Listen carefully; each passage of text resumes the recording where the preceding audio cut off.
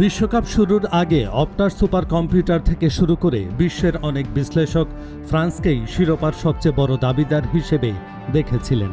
তবে ডালাসের সেমিফাইনালে সেই সব পূর্বাভাসকে ভুল প্রমাণ করে দাপটে ফুটবল খেলেই ফাইনালে জায়গা করে নিয়েছে স্পেন। রেফারির শেষ বাঁশি বাজার আগেই টিভি ক্যামেরায় ধরা পড়ে মায়ের কোলে কাঁদতে থাকা এক ফরাসি শিশুর ছবি, যা ম্যাচের চিত্রটাই যেন ফুটিয়ে তুলছিল। শুরু থেকেই বলের নিয়ন্ত্রণ নিজেদের দখলে রেখে ফ্রান্সকে স্বাভাবিক খেলা খেলতে দেয়নি Spain. Kylian Mbappe, Ousmane Dembele ও মাইকেল ওলিসের মতো তারকাদের কার্যত নিষ্ক্রিয় করে রাখে স্প্যানিশ রক্ষণ। খুব বেশি গোলের সুযোগ তৈরি তো দূরের কথা, স্পেনের বক্সে ঢুকতেই হিমশিম খেতে হয়েছে ফরাসিদের। প্রথমার্ধে পেনাল্টি থেকে মিকেল ওয়াইয়ারজাবাল গোল করে স্পেনকে এগিয়ে দেন। দ্বিতীয়ার্ধে পেদ্রো পেরোর দুর্দান্ত গোলে ব্যবধান 2-0 হলে ফ্রান্সের ফেরার সব আশা শেষ হয়ে যায়।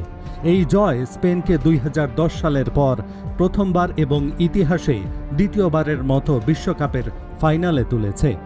আগামী রোববার নিউ জার্সিতে শিরোপার লড়াইয়ে তাদের প্রতিপক্ষ হবে আর্জেন্টিনা অথবা ইংল্যান্ড। অন্যদিকে এই ম্যাচ জিতলে জার্মানি ও ব্রাজিলের পর টানা 3 বিশ্বকাপের ফাইনালে ওঠার কীর্তি গড়ত ফ্রান্স। কিন্তু স্পেনের কাছে হেরে সেই স্বপ্ন ভেঙে যায়। একই সঙ্গে টানা 37 ম্যাচ অপরাজিত থেকে আন্তর্জাতিক ফুটবলে ইতালির দীর্ঘতম অপরাজিত থাকার রেকর্ডেও ভাগ বসিয়েছে স্প্যানিশরা। এটি স্পেনের ইতিহাসে দ্বিতীয় বিশ্বকাপ ফাইনাল। এর আগে 2010 সালে দক্ষিণ আফ্রিকায় প্রথমবার ফাইনালে উঠে শিরোপাও জিতেছিল তারা। এবার নিউ জার্সিতে আগামী রোববার শিরোপার লড়াইয়ে তাদের প্রতিপক্ষ হবে আর্জেন্টিনা অথবা ইংল্যান্ড।